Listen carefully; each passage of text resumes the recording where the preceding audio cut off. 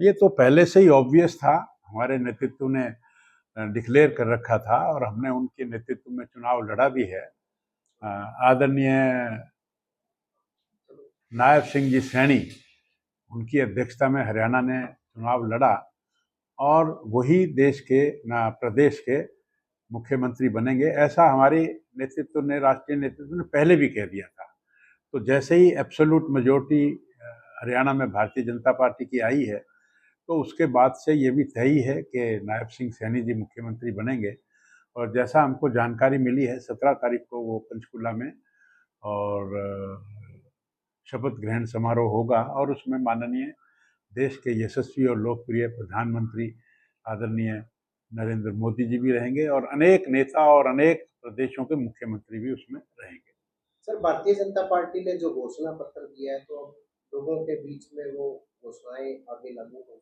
हाँ बिल्कुल, क्यों नहीं होंगी लागू। क्या पहले भी जनता गरीब के लिए जो भी हमने काम कहे हैं, नौकरियों की बात हमने कही है, बिना खर्ची बिना पर्ची के, और जो कुछ नौकरियां अटकी हुई हैं वो सब नौकरियां अब लोगों की लगेंगी।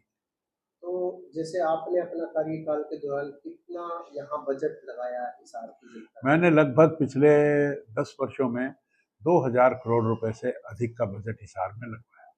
चाहे वो एयरपोर्ट का था, चाहे वो स्काडा का वाटर वर्क्स था, चाहे एसटीपी था, चाहे अनेक प्रकार की सड़कें थी, चाहे वो रेलवे वॉशिंग यार्ड था, चाहे वो स्टेशन का रेनोवेशन था।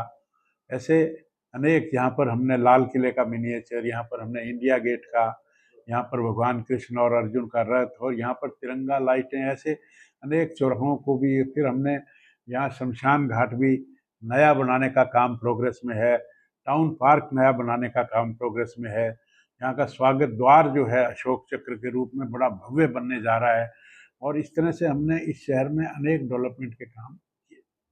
जैसे महिलाओं के लिए जो 2100 रुपए की, हाँ, महिलाओं के लिए भी हमारी सरकार ने कहा था कि 2100 रुपये हम उनको देंगे, वो अब शुरू हो जाएंगे। सर, अगर हिसार की बात की जाए, हिसार में महिलाओं के लिए जो शौचालय की कमी है, इसके लिए क्या करना? जो भी कमी है वो पूरी करेगी सरकार। अगर हरियाणा की बात की जाए, कांग्रेस की गुटबाजी को कैसे देखते हैं? अब उसका क्या देखना है, अब वो तो उनकी कोई जबान नहीं, कोई लेना नहीं, कोई देना नहीं। कभी वो अशोक तंवर को पीट देते हैं, कभी बहन शैलजा के बारे में कुछ कुछ बोल देते हैं। कोई संस्कृति नहीं है उनकी, विकृति है। एक होती है संस्कृति, एक होती है विकृति।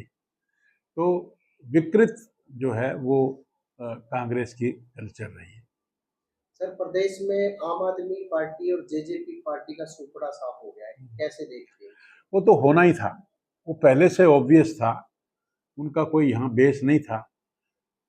लेकिन बिल्कुल ही सुपड़ा साफ हो जाएगा, ये तो हमें भी इतनी उम्मीद नहीं थी। हो गया तो अच्छा है। ब्लैकमेलर्स होते हैं कुछ लोग।